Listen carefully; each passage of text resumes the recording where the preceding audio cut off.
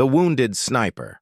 Marcus Chen had been lying in the rubble for 3 days now, his left leg twisted at an angle that made him sick to look at. The plasma burns across his chest had stopped bleeding, but the pain remained a constant companion. Through his scope, he watched the alien patrol routes with the patience that had made him the best sniper in the Terran Defense Corps. The Zephyrian Empire had come to humanity's colonies like a plague of locusts, consuming everything in their path. Their crystalline ships had appeared in the skies above New Geneva without warning, disgorging troops that moved with mechanical precision. The humans had fought back with everything they had, but conventional weapons barely scratched the aliens' energy shields. Marcus had been part of the last line of defense when the city fell. His unit had been positioned in the old cathedral tower, picking off Zephyrian officers as they advanced through the streets below. For 6 hours, they had held their position, watching their plasma rifles drain power cells while the aliens seemed to have unlimited ammunition. Then the orbital strike had come. The cathedral had collapsed around him, crushing his squad mates under tons of stone and metal. Only Marcus had survived, trapped in a pocket of debris with his rifle and whatever ammunition he could salvage. The Zephyrians had searched the ruins twice, but their thermal scanners couldn't penetrate the dense metallic ore that ran through the old building's foundation. From his hiding spot, Marcus had learned to read the alien patrol patterns. The Zephyrians were methodical creatures, standing nearly 8 feet tall with pale blue skin and eyes like chips of ice. They communicated through a series of clicks and whistles that sounded like broken machinery. Their weapons were sleek energy rifles that could punch through tank armor, and their armor seemed to absorb most kinetic impacts. But Marcus had noticed something the other human forces had missed. Every few hours, the Zephyrian commanders would remove their helmets to breathe directly from small atmospheric processors they carried. During these moments, they were vulnerable. More importantly, Marcus had observed that when a commander died, the troops under their control seemed to lose coordination for several minutes. On the morning of his 4th day in the ruins, Marcus spotted something that made his blood run cold. A group of human civilians was being marched through the plaza below, their hands bound behind their backs. Among them, he recognized Dr. Sarah Martinez, the colony's chief scientist, and her young daughter, Emma. The Zephyrians were taking prisoners. Marcus adjusted his rifle's scope and counted the escort, 12 soldiers and 1 commander, moving in standard formation. He had 4 shots left in his power cell, maybe 5 if he pushed it. The commander was walking at the rear of the group, occasionally stopping to breathe from his atmospheric processor. As the group moved toward the transport area, Marcus tracked the commander through his scope. The alien's breathing pattern was predictable. Every 4 minutes, the helmet would come off for exactly 30 seconds. Marcus had one chance. If he missed, the civilians would die, and his position would be compromised. The commander stopped again, reaching for his atmospheric processor. Marcus held his breath and squeezed the trigger. The plasma bolt struck the Zephyrian commander in the head, dropping him instantly. As predicted, the soldiers began milling about in confusion. Marcus quickly shifted targets, picking off 3 more soldiers before they could reorganize. The remaining Zephyrians scattered, activating their personal shields and calling for reinforcements. But the civilians had seen their chance. Dr. Martinez grabbed her daughter and ran for the nearest building, followed by the other prisoners. Within minutes, they had disappeared into the maze of ruined streets. Marcus smiled grimly as he watched Zephyrian reinforcements flood into the plaza.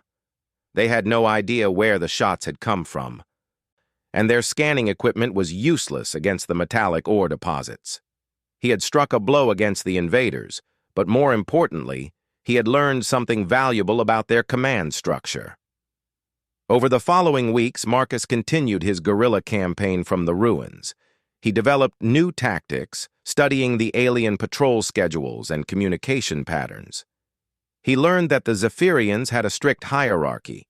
When officers died, it created chaos that lasted for hours rather than minutes. The aliens seemed incapable of independent thought once their command structure was disrupted. His rifle became a legend among the scattered human resistance. The Zephyrians began avoiding the old cathedral district entirely, forcing them to use longer, more vulnerable supply routes. Marcus intercepted their communications and discovered they had a name for him: the Ghost of New Geneva. They were offering substantial rewards for his capture, but no one could find him. As his ammunition ran low, Marcus began improvising. He salvaged parts from destroyed Zephyrian equipment, learning to jury-rig human weapons with alien power sources. His engineering background from before the war proved invaluable. Within a month, he had created hybrid weapons that could penetrate Zephyrian shields. The aliens grew increasingly frustrated. They began executing civilians in public squares, demanding that the humans surrender their sniper. But Marcus had made contact with other resistance cells through improvised radio equipment. His tactics were spreading throughout the colony. Other snipers were adopting his methods, creating a network of hidden fighters that the Zephyrians couldn't track. Dr. Martinez had escaped to the underground tunnels beneath the city, where she was working with other survivors to coordinate resistance efforts. Through coded messages, she informed Marcus that the Zephyrian occupation force was requesting additional troops from their homeworld. His actions were having a significant impact on their operations. But Marcus knew he was living on borrowed time. His leg had healed poorly, leaving him with a permanent limp. The plasma burns on his chest were infected, and he had no access to proper medical treatment. His food supplies were running dangerously low, and scavenging had become increasingly risky as the aliens tightened their patrols. One evening, as he watched another Zephyrian convoy move through the plaza, Marcus received an unexpected transmission on his improvised radio. It was a signal from orbit. Human ships were approaching the system. The Terran Defense Corps had finally organized a counterattack. The message was brief but filled Marcus with hope. Admiral Sarah Kim was leading a fleet of 12 destroyers and 2 battlecruisers toward New Geneva. They would arrive in 72 hours, and they needed intelligence on Zephyrian positions and defenses. Marcus was the only human with detailed knowledge of the occupation force's deployment patterns. As the transmission ended, Marcus realized his mission had evolved. He was no longer just a sniper picking off individual targets. He had become the eyes and ears of the coming liberation force. The Galactic Council had made their first mistake when they underestimated human determination. Now they were about to discover the full cost of leaving a wounded human soldier alive in their midst. Marcus began preparing detailed maps of Zephyrian positions, communication frequencies, and patrol schedules. He marked the locations of their primary weapons emplacements, supply depots, and command centers. The aliens had grown complacent, believing they had crushed all organized resistance. They had no idea that every move they made was being watched and recorded by a human who had nothing left to lose and everything to fight for. The liberation of New Geneva was about to begin, and Marcus Chen would be ready to guide the human fleet to victory. The Zephyrians had created their own worst nightmare when they failed to confirm his death in the cathedral ruins. Soon, they would learn why humans had earned their place among the stars through determination, adaptability, and an absolute refusal to surrender in the face of overwhelming odds. As he settled into position for another night of observation, Marcus allowed himself a rare smile. The ghost of New Geneva was about to become something much more dangerous. He was about to become the harbinger of human revenge. The Galactic Council's greatest mistake was about to cost them everything they had gained through their conquest of humanity's colonies. The wounded sniper checked his improvised weapons one final time. In 72 hours, the real war would begin. The human fleet arrives. Admiral Sarah Kim stood on the bridge of the TDF Retribution, watching the blue-green marble of New Geneva grow larger on the main screen. Her fleet had made the jump from Earth in record time, pushing their engines beyond safe parameters. The reports from the outer colonies had been devastating. Entire worlds stripped of resources, populations enslaved or worse. But New Geneva was different. New Geneva still had a human alive who could help them strike back. The communications officer turned toward her, his face grim. "Admiral, we're receiving transmissions from the surface. It's the sniper. Call sign Ghost. He's providing real-time intelligence on enemy positions." Kim nodded, studying the tactical display that was updating with Marcus Chen's observations. The man had been presumed dead for over 2 months, yet here he was, providing detailed information about Zephyrian defensive positions. The intelligence was incredibly precise. Weapons emplacements, patrol schedules, command hierarchies. It was exactly what they needed to plan their assault. "Open a channel to Ghost," Kim ordered. "Let's hear what he has to say." Marcus's voice crackled through the comm system, weak but determined. "Admiral Kim, this is Ghost. I have eyes on the primary Zephyrian command center in the government district. They've got the place locked down tight, but I've identified weaknesses in their perimeter. Their shields cycle down every 6 hours for maintenance. That's your window." Kim studied the data streaming from Marcus's position. The sniper had been busy during his months in hiding, mapping out not just enemy positions, but their entire operational structure. He had identified communication hubs, supply lines, and most importantly, the command center where the Zephyrian leadership was coordinating the occupation. "Ghost, what's your current status?" Kim asked. "Can you maintain your position during our assault?" There was a pause before Marcus responded. "I'm mobile enough to relocate if needed, but I won't be running any marathons. My leg's pretty messed up and I'm running low on medical supplies. But I can still shoot, and I know these aliens' weaknesses better than anyone." Captain Rodriguez, Kim's tactical officer, leaned over the display. "Admiral, the Ghost's intelligence shows the Zephyrians have established a layered defense around the planet. They've got orbital platforms, atmospheric fighters, and ground-based energy cannons, but there are gaps in their coverage, blind spots they haven't accounted for." Marcus's voice came through again. "The Zephyrians are methodical, but they're not creative. They follow patterns, and those patterns have weaknesses. Their orbital platforms are positioned to cover traditional approach vectors, but there's a corridor through the asteroid belt that they've left unguarded. They probably think it's too dangerous for large ships." Kim smiled. Human pilots had been navigating asteroid fields for decades. What the aliens saw as an obstacle, humans saw as cover. "Ghost, can you provide targeting data for their ground installations when we begin our approach?" "Already prepared, Admiral. I've been tracking their command frequencies and defensive protocols.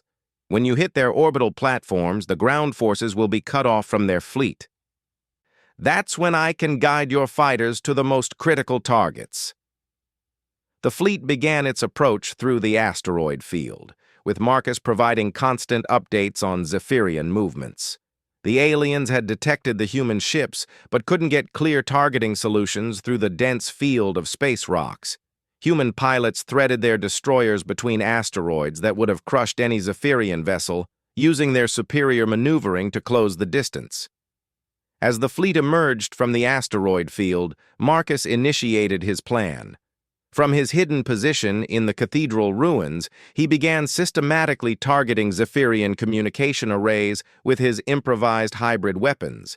Each shot was precisely calculated to create maximum disruption with minimum exposure of his position. The effect was immediate. Zephyrian units across the planet began losing contact with their command structure. The aliens' rigid hierarchy worked against them. Without clear orders, entire battalions simply stopped advancing and took defensive positions.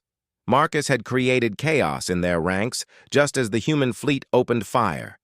The orbital battle was fierce but brief. Human ships, hardened by decades of fighting in the asteroid belts around Earth, proved more agile than the Zephyrian vessels. The aliens' energy weapons were powerful, but human plasma torpedoes could penetrate their shields at close range. Within an hour, the orbital platforms were destroyed or disabled. On the surface, Marcus continued his coordination efforts. He guided human dropships to landing zones away from major Zephyrian concentrations, allowing the Terran Marines to establish beachheads before the aliens could respond. His knowledge of enemy patrol patterns let the human forces avoid heavily defended areas and strike at vulnerable supply lines. Dr. Martinez and her resistance cell emerged from the underground tunnels as soon as the first human shuttles touched down. She had been preparing for this moment, organizing civilian volunteers and gathering intelligence to support the liberation effort. Her daughter Emma had become an expert at monitoring Zephyrian communications, translating their clicking language into tactical information. The aliens tried to adapt, but they were fighting a war unlike anything in their experience. Human forces didn't follow the rigid battle plans that the Zephyrians expected. When Marcus identified a weakness in their defensive line, human squads would exploit it within minutes.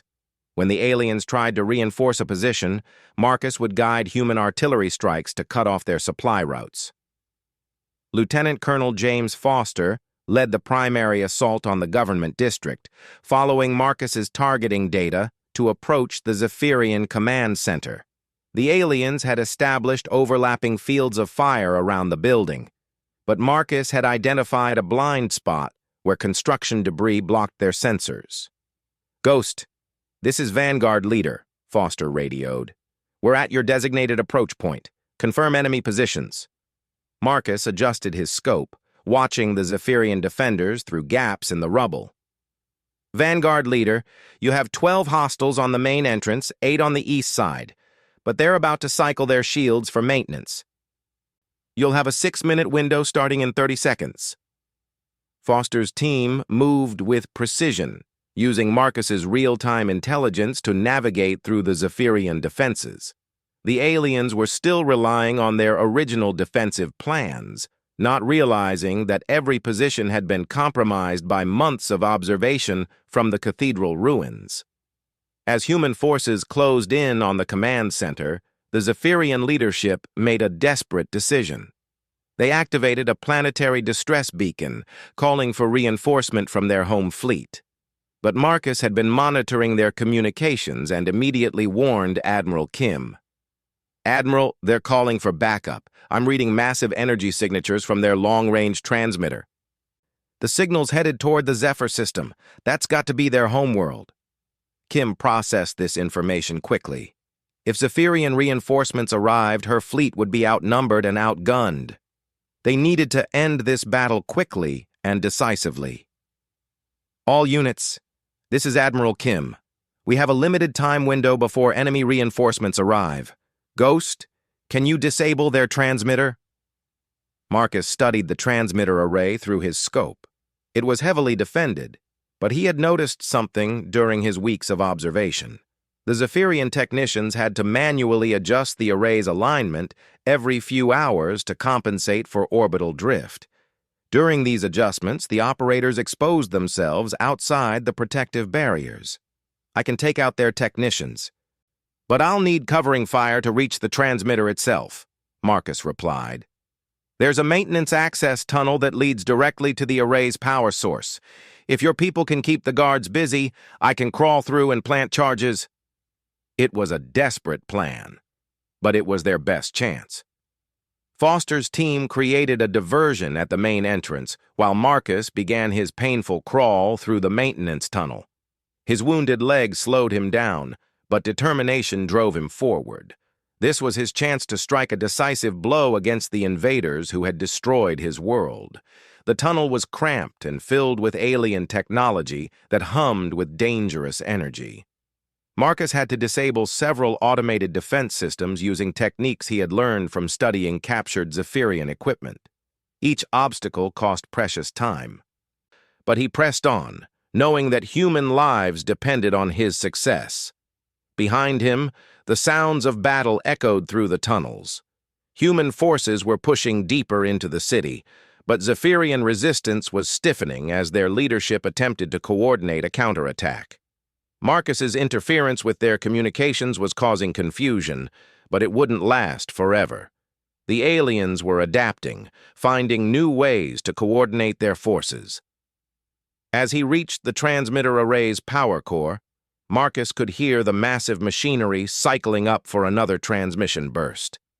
The reinforcement signal was automated now, broadcasting continuously toward the Zephyr system. He had to stop it before more ships arrived to defend New Geneva. Marcus placed his improvised charges around the power core's main coupling, using techniques he had learned from his engineering background. The Zephyrian technology was advanced, but it followed logical principles that a human mind could understand and exploit. The aliens had made their second mistake. They had assumed that primitive human technology couldn't threaten their sophisticated systems. As the charges detonated, the transmitter array went dark. Across the planet, Zephyrian forces lost their connection to their homeworld. They were now truly isolated, cut off from reinforcement and facing a human fleet that had turned their own tactics against them. The liberation of New Geneva was no longer just a rescue mission. It had become a complete victory. The Council's reckoning. The Galactic Council chambers on Nexus Prime had never seen such chaos. Representatives from dozens of species were arguing loudly in their native languages, creating a cacophony that the translation systems could barely handle. At the center of the controversy sat High Chancellor Vexitar of the Zephyrian Empire, his crystalline features showing the strain of recent defeats. "Impossible!" screeched Ambassador Cliktha, the insectoid delegate from the Hive Confederation. "One human soldier cannot have caused such devastation. Your reports must be incorrect." Vexitar's eyes glowed with barely controlled anger. "The reports are accurate. A single Terran sniper, wounded and trapped in ruins, orchestrated the complete destruction of our occupation force on New Geneva. He provided intelligence that allowed their fleet to penetrate our defenses and coordinate ground operations with unprecedented precision." Council leader Mordak, an ancient being whose species had founded the Galactic Council millennia ago, raised his staff for silence. "Explain to us how one primitive human could defeat an entire Zephyrian battle group." The holographic display activated, showing tactical reports from New Geneva. Vexitar gestured to the data with obvious frustration. "The human-designated Ghost spent 73 days observing our operations from a concealed position. He learned our patrol patterns, command structures, and communication protocols. When the Terran fleet arrived, he was able to guide them through our defenses with complete knowledge of our weaknesses." Ambassador Thais of the Serpentine Coalition leaned forward, her scaled features reflecting skeptical curiosity. "But surely your forces adapted once they realized they were being observed?" "That is the problem," Vexitar admitted reluctantly. "The human adapted faster than we did. Every time we changed our patterns, he had already anticipated our response. He seemed to understand our tactical doctrine better than some of our own commanders." The chamber erupted in disbelief. For centuries, the Galactic Council had viewed humans as a minor species, barely advanced enough to warrant attention. Their technology was primitive, their lifespans short, and their military forces small compared to the great galactic powers. The idea that one human could outthink the Zephyrian Empire's military leadership was almost incomprehensible, but the evidence was undeniable. The tactical recordings showed human forces moving through Zephyrian defenses as if they had detailed maps of every position. Supply convoys were ambushed at precisely the right moments. Communication hubs were targeted just as backup systems came online. The human fleet had fought with an intelligence and coordination that suggested perfect knowledge of Zephyrian capabilities. Dr. Yilneth, the Council's chief military analyst, activated additional displays showing the battle from multiple perspectives. The human's tactics were unlike anything in our databases. He used our own rigid command structure against us, creating cascading failures throughout the occupation force. When he eliminated communication nodes, he timed the strikes to prevent our automatic backup systems from compensating. More troubling, Dr. Yilneth continued, is how quickly the human learned to modify captured Zephyrian technology. He created hybrid weapons that could penetrate our shield systems by combining human kinetic principles with our own energy matrices. This suggests an adaptability that we have severely underestimated. Ambassador Keth Var of the Mechanical Collective processed this information through his quantum neural networks. If one human can achieve such results, what happens when they apply these lessons to their entire military? The Terran Defense Corps is already incorporating the new Geneva tactics into their training protocols. Vextar's expression grew even darker. That is not our only concern. The human has been in contact with resistance movements on our other occupied worlds. He is teaching them his methods through encoded transmissions. Our intelligence services have identified at least 12 worlds where human prisoners are now applying these guerrilla tactics against our forces. The implications were staggering. The Zephyrian Empire had conquered 17 human colonies in the past year, believing they had broken human resistance. Now it appeared that every occupied world was becoming a training ground for human insurgents who were learning from Marcus Chen's example. Council leader Mordak studied the data with growing unease. What is the current status of your occupation forces? Vextar hesitated before responding. We have been forced to request additional troops for 14 of our 17 occupied territories. Human resistance activities have increased by 400% in the past month. Our casualty rates have tripled, and supply line disruptions are becoming critical. The humans are not fighting the way we expected, added General Zixpak, the Zephyrian military commander. They do not engage in traditional battles where our superior firepower provides an advantage. Instead, they have learned to strike at our command structure, communication systems, and supply networks. They are turning our own organizational strengths into weaknesses. Ambassador Thiss raised a crucial point. If the humans can teach one soldier's tactics to their entire species, what happens when they begin sharing this knowledge with other council member species? Many worlds have grievances against the great powers. The chamber fell silent as the implications sank in. The Galactic Council maintained order through the dominance of powerful species like the Zephyrians, who could overwhelm smaller civilizations through superior technology and numbers. But if those smaller species learned human-style asymmetric warfare, the balance of power could shift dramatically. Dr. Yilneth brought up additional intelligence reports. We have detected increased communication between Terran forces and several previously neutral species. The humans are sharing technical specifications for their hybrid weapons, along with tactical manuals based on the new Geneva campaign. They appear to be building a coalition specifically designed to counter our traditional military advantages. Worse, General Zixpak added, our intelligence suggests that the human sniper is still alive and actively coordinating resistance efforts across multiple star systems. He has become a symbol that is inspiring other species to challenge our authority. Council leader Mordak absorbed this information with the wisdom of millennia. The Council had faced rebellions before, but always from species that fought conventional wars. The humans had introduced something new, a way of warfare that turned technological superiority into a liability. What do you propose? Mordak asked. Vexatar's reply was swift and decisive. We must eliminate the human sniper immediately. As long as he lives, he will continue to spread his tactics and inspire resistance. I am prepared to commit our entire home fleet to hunting him down. That would leave Zephyr Prime vulnerable, Ambassador Kliktha pointed out. Other Council species might see that as an opportunity. The alternative is worse, Vextar argued. If we allow this human to continue operating, he will eventually teach enough species to challenge the Council itself. We are already seeing signs that some member species are questioning our military capabilities. The debate that followed lasted for hours, but the conclusion was inevitable.